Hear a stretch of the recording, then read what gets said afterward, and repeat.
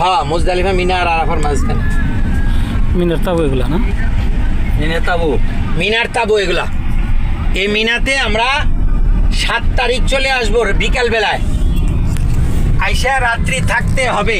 কারণ এমনি আসলে নিয়ম 8 তারিখ, কিন্তু 8 তারিখে সারা দিন আমরা এনে থাকবো, কিন্তু একদিন আগে নিয়ে আসবে হাজিদের আনার সুবিধার্থে।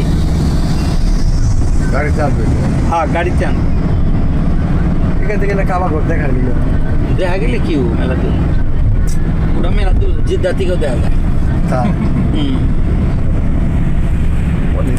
এই যে সামনে খেয়াল করেন, আসহাবে ফিল হস্তি বাহিনীকে রাইট সাইডে আবাবিল পাখি যেটা ধ্বংস করছিল, মনে আছে?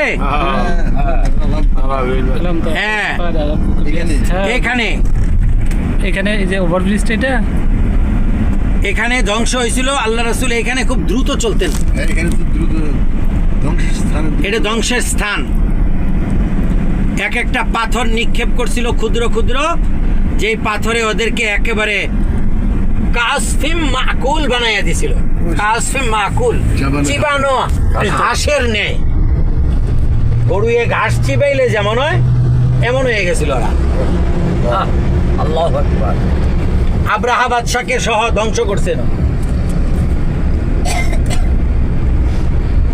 এখন সামনে দেখবেন এই যে তাবু, এগুলা কিন্তু সব মিনার তাবু, বুঝছেন? আর সামনে দেখবেন ইসমাইল আলাইহিস সালামের জবের জায়গা, যেখানে ইসমাইল আলাইহিস সালামকে